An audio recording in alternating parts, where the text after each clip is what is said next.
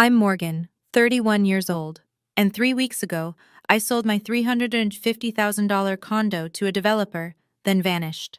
79 missed calls, 47 text messages, an email from my mother with the subject line, "What have you done?" in all caps. A 2 a.m. text from my sister, "Morgan, they're saying we have 30 days to move out. Where are the kids supposed to go?" I didn't answer. Not because I'm heartless, but because I'd spent my entire life answering, explaining, accommodating, and it was never enough. Before I continue, please take a moment to like and subscribe, but only if this story truly resonates with you.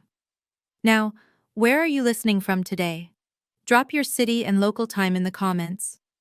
I'd love to know who's here with me. Let me take you back 4 weeks to Christmas Eve dinner when I stood in my parents' kitchen and heard something I'll never forget. Growing up in the Platt family, I learned early that love came with conditions. I just didn't have the words for it then. My father, Harold, spent 30 years at a manufacturing plant before his back gave out and forced early retirement. My mother, Diane, ran our household like a small kingdom where loyalty meant compliance and questioning her meant betrayal. Then there was Kelsey, my younger sister by 3 years, the baby, the one who needed protecting. I was the odd one out, the kid who buried herself in textbooks, who won a full scholarship to college while Kelsey dropped out after 2 semesters with $40,000 in student loans. The family narrative wrote itself. Morgan got lucky. Kelsey got life. What no one mentioned was the 4 jobs I worked through school, the summers I spent interning while my sister vacationed, the promotions I earned while she collected excuses. But in my mother's eyes, success wasn't something you built. It was something that happened to you, like weather or fate. And if fate smiled on me, then surely I owed something to those it had passed over. The phone calls started small. $20 for gas, $100 for an unexpected bill, $500 when Derek, Kelsey's husband, lost another job. I always sent the money. I never asked questions. Looking back, I can't remember the last time my mother called just to ask how I was doing. Every conversation ended the same way, a request wrapped in guilt, delivered with the precision of someone who'd mastered the art of making obligation feel like love. I was the family ATM. I just hadn't read the fine print yet. But that Christmas, standing in the kitchen I'd grown up in, the terms and conditions finally became clear. 3 years ago, I bought a condo in a developing neighborhood on Chicago's northwest side. 2 bedrooms, clean lines, a view of the city that reminded me every morning how far I'd come. I paid off the mortgage last November. 8 years of disciplined saving, side consulting gigs, and saying no to vacations I couldn't afford. The day I made that final payment, I sat on my living room floor and cried, not from sadness, from relief, from proof that I existed outside of what my family needed from me. The neighborhood had changed since I moved in. New restaurants, a coffee shop on every corner, property values climbing steadily. My $280,000 investment was now worth $350,000, maybe more to the right buyer. My mother noticed. Every visit home came with comments that felt casual, but landed like stones. "You live alone in all that space?" she'd say, shaking her head. "Kelsey's kids share a bedroom the size of your bathroom." Thanksgiving last year, she pulled me aside. "You know, sweetheart, if you ever wanted to help your sister get on her feet, that condo of yours could change her life." I laughed it off. Surely she was joking. She wasn't. What I didn't know then was that Kelsey had already called the developers buying up the block. She'd asked if they were interested in purchasing her sister's unit. They declined. They didn't work through unauthorized intermediaries. She'd been circling my home like a shark for months, and I'd been too busy writing checks to notice the blood in the water. The Christmas dinner invitation arrived in early December. "Family only," my mother wrote. "We have so much to celebrate." I should have known then. Celebrations in the Platt family always cost someone something. Christmas Eve at my parents' house smelled like roasted turkey and cinnamon candles. White lights blinked along the porch railing. A wreath hung crooked on the front door, the same wreath from my childhood, its red bow faded to pink. Inside, the living room glowed. A small tree sat in the corner, weighed down with ornaments my mother had collected over 40 years. Frank Sinatra crooned from a Bluetooth speaker my father still didn't quite understand how to use.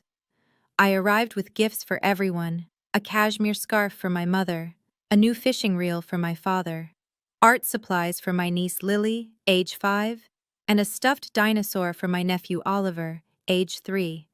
For Kelsey, a gift card to her favorite home goods store, practical, impersonal, safe. Morgan! Lily ran to me the moment I stepped inside, her arms wrapping around my legs. Aunt Morgan, I drew you a picture. I knelt down to accept a crumpled piece of paper covered in purple scribbles. It's beautiful, sweetheart. Is this a horse? It's you, she said seriously, with purple hair. I laughed and hugged her tight, breathing in the smell of children's shampoo and innocence. Kelsey and Derek arrived 20 minutes late, complaining about car trouble. Derek's handshake was limp. Kelsey's smile didn't reach her eyes. Dinner was pleasant enough: turkey, mashed potatoes, green bean casserole. My father told the same jokes he'd told for decades. My mother fussed over portion sizes. Oliver threw peas at his sister. Normal, familiar. But I caught it. The glance between my mother and Kelsey when they thought I wasn't looking. The slight nod. The way Derek checked his phone under the table, then showed Kelsey something that made her suppress a smile. They were waiting for something. After dinner, I offered to help with dishes. My mother waved me toward the kitchen. You're a saint, Morgan. Always so helpful. The kitchen sat at the back of the house, separated from the living room by a narrow hallway. I filled the sink with soapy water, scrubbing plates while Christmas music drifted from the other room. Then the music stopped. Someone had turned it off. Voices carried, low, conspiratorial. I turned off the faucet. Leaves January 2nd for Seattle, 2 weeks. My mother's voice. And Dad gets the spare key, Kelsey. He'll say he's watering her plants, feeding that ridiculous fish of hers. Derek spoke next, his tone eager. We should move fast. January 3rd. Get in before she lands. My hands froze around a wet plate. Change the locks first thing, Kelsey continued. By the time she's back, we're settled.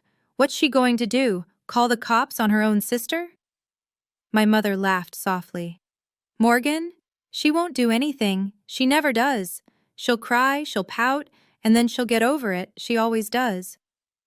That place is wasted on her anyway. Kelsey's voice dripped with something I'd never let myself name before. Single woman in a 2-bedroom, while my kids sleep in a closet? Exactly, my mother agreed. Family takes care of family. She'll understand eventually. I stood frozen in the kitchen, dishwater cooling around my wrists. My heart pounded so loud, I was certain they could hear it. I wanted to scream, to storm in and demand explanations, to finally, for once, fight back. Instead, I picked up the next plate, washed it slowly, dried it with a towel, and placed it carefully in the cabinet. They thought they knew me. They were about to learn otherwise. I wiped my hands on the kitchen towel, straightened my sweater, and walked back to the living room. My face betrayed nothing. Years of risk analysis had taught me one invaluable skill: never show your hand until you've calculated every outcome. All done in there? My mother looked up from the couch, her smile warm and oblivious. Squeaky clean. I settled into the armchair near the tree. Lily, want to show me more of your drawings? Lily bounced over with a stack of papers, and I made a show of examining each one. A house with smoke curling from the chimney, a rainbow with 7 distinct bands, a family of stick figures, 4 of them, none with purple hair. From the corner of my eye, I watched Kelsey studying me. Her gaze lingered a beat too long, suspicious, probing. I smiled at her. The turkey was delicious this year, Kels. Did you help Mom with the recipe? She blinked, thrown off. Yeah, I brined it overnight. You can really taste the difference. My mother beamed, crisis averted, normal restored. But nothing was normal. Not anymore. I looked at them. These people I'd spent 31 years trying to please. My mother, who confused control with love. My father, who'd rather stay silent than stand up. My sister, who'd learned that being the victim was easier than being accountable. And Derek, who'd married into a family of takers and fit right in. They had always seen my kindness as weakness, my silence as permission. They were wrong. By the way, I said casually, I'm meeting with my lawyer next week, just some paperwork. My mother barely glanced up. That's nice, dear. She had no idea what she'd just dismissed. Later that evening, Kelsey found me on the back porch. The air was sharp and cold. I stood wrapped in my coat, watching my breath form small clouds that dissolved into nothing. She appeared beside me, arms crossed, shoulders hunched against the chill. Getting some air? She asked. Just needed a minute. We stood in silence. Then she started. So, Seattle. How long again? 2 weeks? Must be nice. Business travel. Her voice carried an edge. I haven't been on a plane in 6 years. I said nothing. Who's watching your place while you're gone? Dad offered to water my plants. That's sweet of him. She paused, too casual. Your neighborhood's really changing, huh? I drove by last month. Saw all those for sale signs. My pulse quickened, but I kept my voice even. Developers buying up the block. They want to build something new. Anyone make you an offer? I turned to look at her. Really look. The envy she'd spent years disguising as concern. The calculation behind every sisterly gesture. A few people have asked, I said. I'm not interested in selling. Her jaw tightened almost imperceptibly. You should take care of your own rental first, I added, my tone light. Didn't you say the landlord's been difficult? She stiffened. We're handling it. Good. Kelsey opened her mouth, then closed it. Something flickered in her eyes. Doubt, maybe. The smallest crack in her certainty. But she recovered quickly. Well, don't freeze out here. She turned and went back inside, leaving the door slightly ajar. I stayed a moment longer, watching the stars appear one by one. She'd been testing me, checking if I suspected anything. I'd passed her test. Now it was time for mine. I left my parents' house at 9:30, hugging everyone goodbye with practiced warmth. Drive safe, sweetheart, my mother squeezed my shoulders. And remember, leave that spare key for your father. Of course, Mom. The drive home took 40 minutes. I spent the first 10 in silence, gripping the steering wheel until my knuckles turned white. Then I called Elena. She answered on the second ring. Morgan, it's Christmas. Everything okay? They're planning to take my condo. I told her everything. The kitchen, the conversation, the casual confidence with which they'd discuss stealing my home. Jesus Christ! Elena exhaled slowly. What are you going to do? I don't know yet. You could confront them, call the police when they try to move in. And then what? Watch them cry and apologize, then do it again the moment I turn my back? Elena was quiet. Then, what about that Seattle promotion? The one HR's been asking about for 2 months? She was right. The offer had been sitting in my inbox since late October. Senior Risk Analyst, Pacific Northwest Division. Permanent relocation. I'd been putting off the decision, telling myself I wasn't ready to leave Chicago. But what was I staying for? I've also been getting calls from developers, I said slowly. They want to buy the whole block, my unit included. Morgan, are you thinking what I think you're thinking? I merged onto the highway, the city lights stretching before me. I've spent 31 years being the person they wanted me to be. Maybe it's time to figure out who I actually am. After we hung up, I typed a message to Marcus Webb, my real estate attorney. Marcus, I need to meet you on the 26th. It's urgent. I want to discuss all my options, including selling. The reply came within minutes. I'll clear my schedule. Marcus Webb's office sat on the 14th floor of a glass tower downtown. The day after Christmas, the building was nearly empty.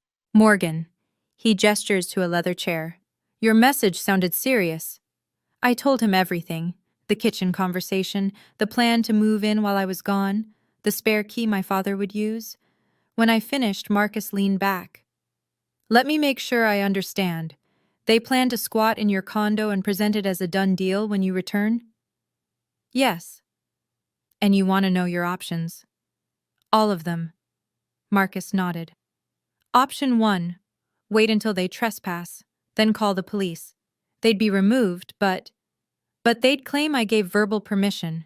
It becomes my word against theirs. Exactly. Civil court. 3 to 6 months minimum. During that time, they could stay while the case drags on. And I'd be the sister who called the cops on her family. Marcus raised an eyebrow. That matters to you? I thought about Aunt Patricia, about the family grapevine, about how quickly Morgan kicked out Kelsey's children would spread. It's not about what they think of me, I said slowly. It's about the energy I'd spend fighting them. Every holiday, every family gathering, the battle would never end. Option 2, Marcus continued. You sell. The new owner handles eviction. You're not the villain. You're just someone who sold their property.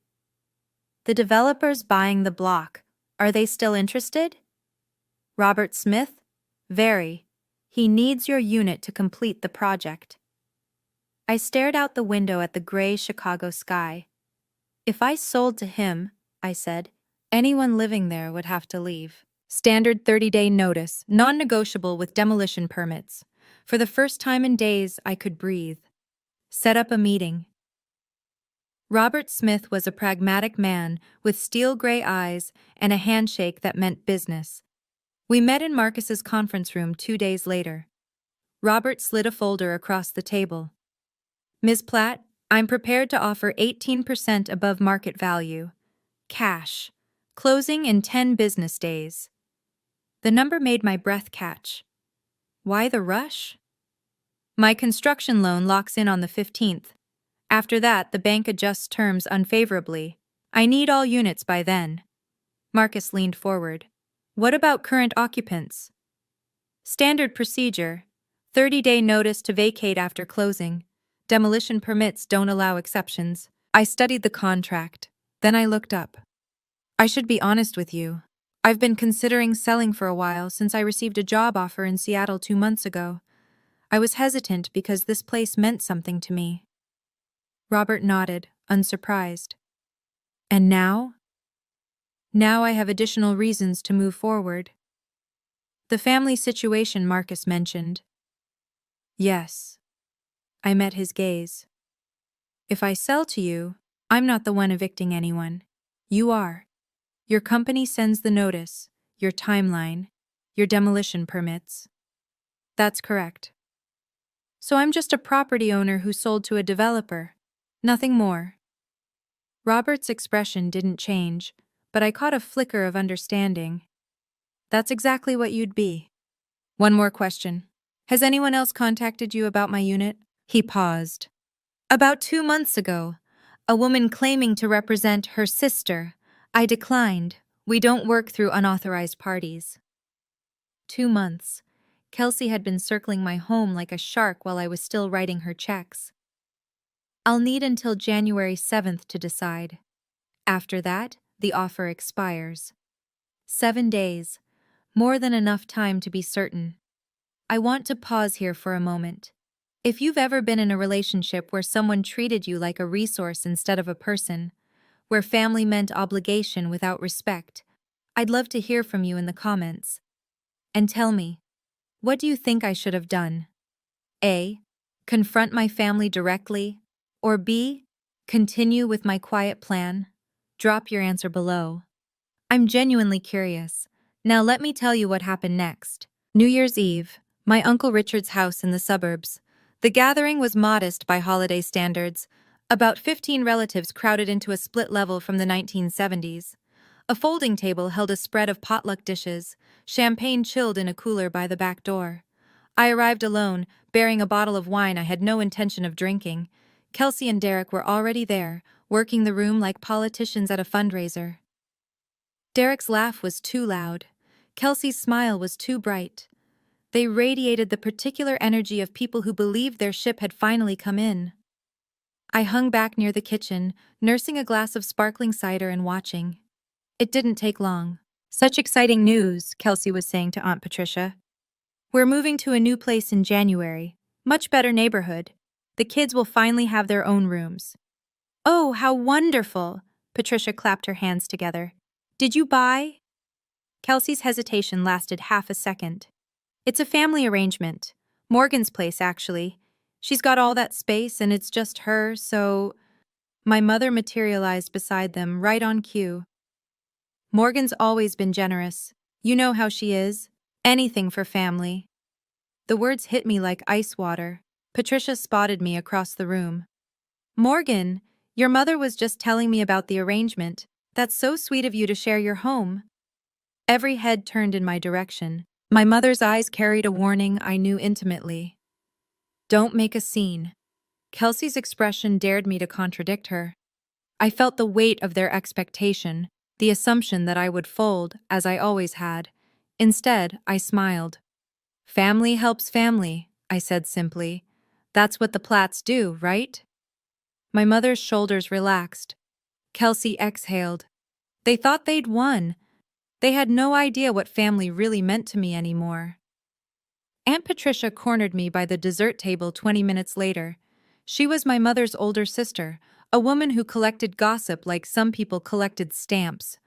Her eyes sparkled with the particular gleam of someone about to pry. "Morgan, honey," she gripped my elbow. "Come talk to me." I let her guide me to a quiet corner near the stairs. "So," she began, her voice dropping to a conspiratorial whisper, "your mother told me everything about letting Kelsey move in." "Did she?" "You're such a good sister. Not everyone would do that, you know, give up their own home." "I'm not giving it up," I said carefully. "It's more of a transition." "Still," Patricia shook her head, "with everything Kelsey's been through, those precious children, and that husband of hers," she lowered her voice further. "Between you and me, I don't think Derek will ever amount to much." I said nothing. "Your mother said you agreed to this weeks ago.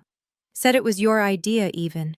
There it was, the lie, spreading through the family like wildfire. By the time I returned from Seattle, the narrative would be set in stone, generous Morgan finally doing her duty. "Aunt Patricia," I said, "I appreciate your concern. But what happens with my condo is between me and my immediate family." Her face flickered. Surprise, then a flash of irritation at being shut out. "Of course, dear, of course." She patted my arm. "I just want you to know, we all think you're doing the right thing." I smiled, though it didn't reach my eyes. The right thing. They'd been telling me what the right thing was my entire life.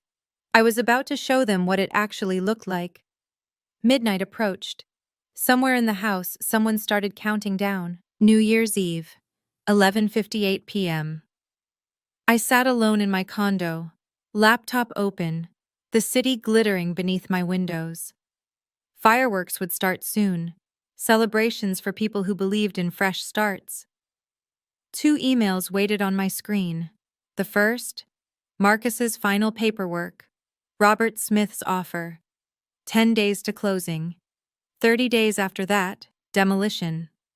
The second, HR's confirmation of the Seattle transfer. Senior Risk Analyst, Pacific Northwest Division. Start date January 20th. Permanent relocation. I'd been afraid to accept either for months. Afraid of what leaving meant. Afraid of being selfish. But what was I holding on to?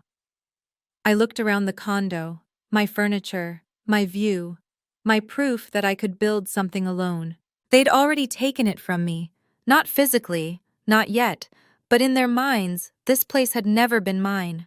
It was always just something I was keeping warm until they decided to claim it. Even if I fought them off this time, they'd try again. Next year, the year after. Every family gathering would be a negotiation, every phone call a prelude to another scheme. This condo would always be their target, and I would always be their ATM, unless I removed myself from the equation entirely. I opened the HR email first, typed my acceptance, hit send. Then I opened Marcus's document.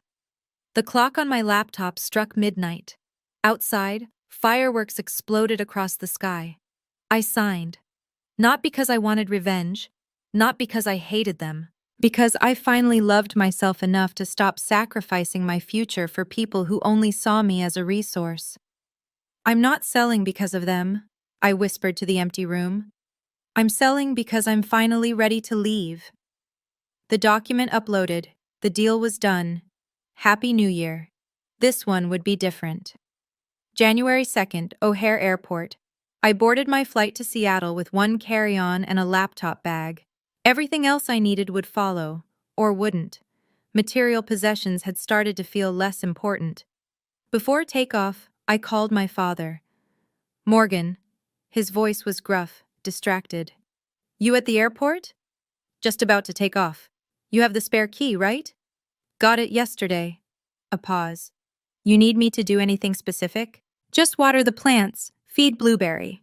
Blueberry was my betta fish, a small blue creature who'd kept me company through 3 years of solitary dinners. Will do. I almost asked him, almost said, Dad, do you know what they're planning? Do you care? But I already knew the answer. Harold Platt had spent 58 years avoiding confrontation. He wasn't going to start now. Safe travels, he said, and hung up. The flight took 4 hours. I spent most of it staring out the window, watching the country scroll beneath me like a map being refolded. On January 3rd, my phone buzzed with an Instagram notification. Kelsey had posted a story. The image showed my living room, my couch, my bookshelf, my view of the Chicago skyline. Boxes were stacked in the corner. Oliver's stuffed dinosaur sat on my coffee table. The caption read, New chapter, new home, blessed. My throat tightened, but not from sadness, from the cold clarity of seeing exactly who my sister was. More photos followed throughout the day. Derek installing a new lock on my front door. Lily's drawings taped to my refrigerator. Kelsey posing in my kitchen, a glass of wine in her hand. They were making themselves at home. They had no idea they were decorating a demolition site. January 10th, Seattle. I sat in a coffee shop 3 blocks from my new office, laptop open, watching the rain trace patterns down the window. The barista had spelled my name wrong on my cup, Morgan, but I didn't mind. Here, I could be anyone. My phone buzzed. Marcus Webb. It's done, he said. Closing complete. Funds have been transferred to your account. I looked at the number on my banking app. More money than I'd ever had at one time. Enough to start over. Enough to never look back. And the notification timeline? Robert's team will post the demolition notice within 7 to 10 days, standard 30-day vacate period after that. Thank you, Marcus. Morgan. His voice softened. Are you sure about this? Once that notice goes up, there's no taking it back. I thought about Kelsey's Instagram stories. About my mother's confident assurance that I would get over it. About my father, who had handed over my key without a single question. I'm sure. All right then, he paused. For what it's worth, I think you're doing the right thing. We hung up. I closed my laptop and wrapped my hands around my coffee cup, letting the warmth seep into my fingers. Outside, Seattle went about its gray, rainy business. Strangers walking dogs, couples sharing umbrellas, people living lives that had nothing to do with mine. I felt strange. Not triumphant, not vindictive, just light.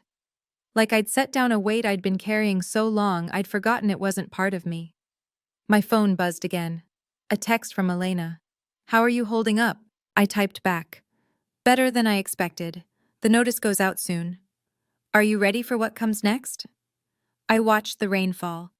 I've been ready for years. January 18th. I was in a morning meeting when my phone started vibrating. Once, twice, a third time. I silenced it and focused on the presentation. By lunch, I had 17 missed calls. The first voicemail was from my mother. Morgan Elizabeth Platt, you call me back right now. What have you done? What have you done? The second was from Kelsey, her voice shrill with panic. There are people here, with papers. They're saying we have to leave in 30 days. Morgan, this has to be a mistake. Call me. The third was from Derek. This is insane. You can't just sell a place with people living in it. We're calling a lawyer. The fourth was my father. He didn't leave a message, just 10 seconds of heavy breathing before hanging up. I sat in my car in the parking garage, scrolling through text messages that ranged from confused to furious to desperate. Kelsey. Call me now. Mom. How could you do this to your sister? Kelsey. The kids are terrified. Morgan. Mom. We raised you better than this, Derek. You'll be hearing from our attorney, Kelsey. I looked up the property records. You sold it. You actually sold it. Mom. Your father is having chest pains. Kelsey. 30 days. Morgan, where are we supposed to go? I read each message carefully. Not one of them said sorry. Not one of them acknowledged that they'd tried to steal my home. Not one of them asked if I was okay or why I'd done this or what had led us here. They weren't angry that they'd been caught. They were angry that I hadn't let them win. My phone rang again. Kelsey. I watched her name flash on the screen until it went to voicemail. Then I turned off my phone entirely. Let me pause here. If you're still with me, if this story is hitting close to home, take a breath. Get some water. I know this part is intense. And if you're enjoying this, hit that like button. It really does help. Now I have a question. What do you think happens next? Will my family apologize? Or will they double down? Tell me your prediction in the comments. Here's how it actually played out. Over the next 48 hours, my phone became a weapon. 79 missed calls, 47 text messages, 12 voicemails, 4 emails. I documented everything. Screenshots, timestamps, transcripts. Not because I planned to use them, but because I knew how quickly my family could rewrite history. I wanted a record of who they really were when they thought no one was watching. The messages followed a predictable pattern. Stage 1. Confusion. There must be a mistake. Call us. Stage 2. Anger. How dare you do this to your own family? Stage 3. Guilt. Mom hasn't stopped crying. Dad's blood pressure is through the roof. Stage 4. Threats. Derek's cousin is a lawyer. We're looking into our options. Stage 5. Bargaining. Just call us. We can work this out. Please, Morgan. What none of them said. We're sorry we planned to take your home without asking. What none of them admitted. We were wrong. Kelsey's messages were the most revealing. You knew we were moving in and you sold it anyway? Not. I'm sorry we tried to steal from you. The kids are crying every night. They thought this was going to be their new room. Not. We should have asked permission. How am I supposed to explain this to Lily and Oliver? As if I had created this situation. As if their tears were my responsibility. I saved every message. Then I closed the folder and went for a walk along the Seattle waterfront. The air smelled like salt and pine. Seagulls argued over scraps near a fish market. Strangers passed me without a second glance.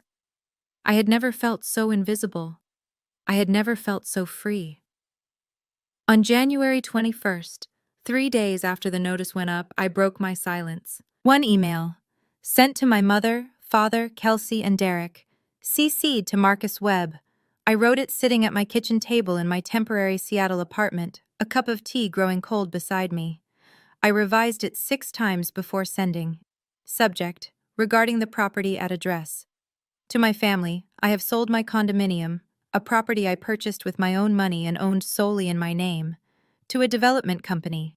This was entirely within my legal rights. I am aware that some of you moved into the property without my knowledge or consent during my absence. The new owners have issued a standard 30-day notice to vacate, as is their right under the demolition permit. I will not be discussing this matter further. If you require assistance finding new housing, I recommend contacting the Chicago Housing Authority or similar local resources. This is my final communication on this subject.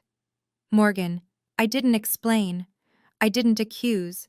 I didn't list their offenses or catalog my pain. I simply stated facts and closed the door. The responses came quickly.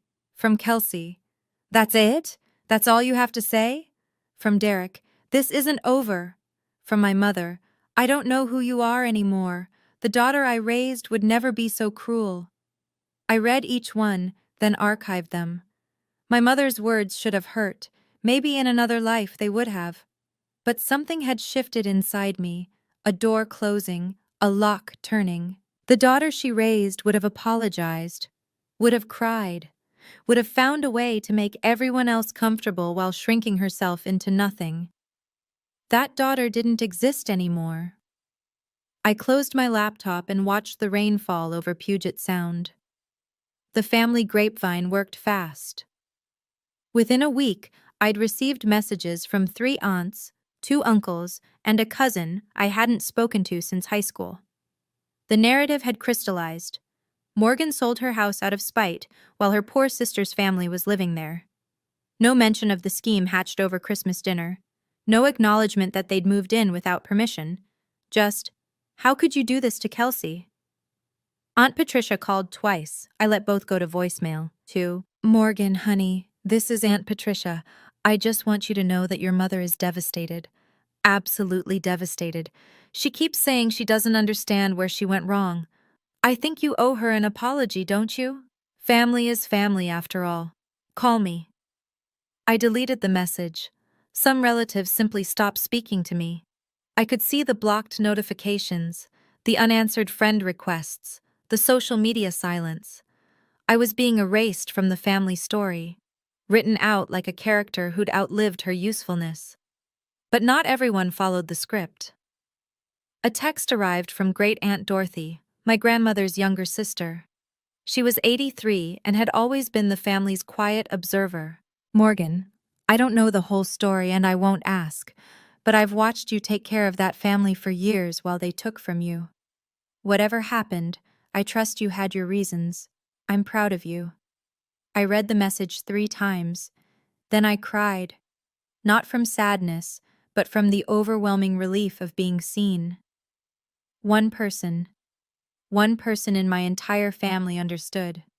I typed back, "Thank you, Aunt Dorothy. That means more than you know." Her reply came immediately. "Sometimes the bravest thing you can do is walk away. Stay strong, sweetheart." I saved that message in a separate folder for the hard days ahead. The 30-day deadline arrived on February 17th. I learned the details secondhand, through Elena, who'd heard from a mutual acquaintance still connected to Chicago gossip. Kelsey and Derek had nowhere to go. Derek's parents, estranged for years over money he'd borrowed and never repaid, declined to help. His brother's apartment was too small. Friends suddenly remembered prior commitments. In the end, they moved into my parents' house. 3 bedrooms, 6 people. My mother's carefully controlled kingdom overrun with toy trucks, sippy cups, and a son-in-law she'd always secretly despised. "Diane's losing her mind," Elena reported during one of our calls. Apparently she didn't realize helping Kelsey meant living with Kelsey. "How are the kids?" "Kids are fine. Kids are resilient. It's the adults who are struggling." I felt a twist of something in my chest. Guilt, maybe. Or its ghost. "They made their choices," Elena added gently. "You're not responsible for the consequences." "I know. Do you, though?" I was quiet for a moment. "I'm working on it." A week later, I saw a social media post from Kelsey. No pictures this time, just text. "Sometimes the people you trust the most let you down the hardest. But we're survivors. We'll get through this." The comments were full of sympathy, heart emojis and prayer hands, promises that karma would handle whoever did this. I was the villain of her story now, the cruel sister who'd abandoned her family. The same day, I received one more message. From my father. I'm sorry. Just 2 words. No explanation. No context. I stared at them for a long time, trying to decode their meaning. Was he sorry for what he'd done? For what he'd allowed? For the family I'd lost? Or the one he was stuck with? I saved the message, but I didn't reply. Spring arrived in Seattle like a whispered promise. I found a permanent apartment near Green Lake, a small studio with big windows and a view of cherry blossoms. The landlord was a retired teacher named Gloria, who asked no personal questions and always had cookies in the lobby. My new job was demanding but fulfilling. I analyzed risks for a living, and for the first time, I was applying those skills to my own life. Calculating the cost of relationships, measuring the return on emotional investments, the math wasn't complicated. I donated most of my Chicago furniture to a women's shelter. The money from the condo sale went into diversified accounts, retirement funds, emergency savings, and a small contribution to a scholarship program for first-generation college students. The Morgan Platt Fund, I called it privately. Nobody else needed to know. Elena flew out for a weekend in April. We sat on my tiny balcony, wrapped in blankets, watching the sunset paint the mountains pink and gold. You seem different, she said. How so? Lighter. Like you finally put something down. I thought about that. I think I did. Any regrets? The question hung in the air between us. Sometimes I miss who I thought they were, I admitted. The family I imagined I had, but I don't miss who they actually were. Elena nodded slowly. That makes sense. I used to think home was a place, I continued. Then I thought it was people. Now I think... I paused, searching for the right words. Maybe home is just the place where nobody's allowed to take pieces of you. She reached over and squeezed my hand. You're going to be okay, Morgan. I looked at the mountains, at the sky, at the life spreading out before me like an unwritten map. Yeah, I said. I think I am. 6 months later, my phone buzzed with an unexpected notification. A text from Kelsey. The first direct contact since my email in January. I almost deleted it unread. But something, curiosity maybe, or the ghost of sisterly feeling, made me open it. Morgan.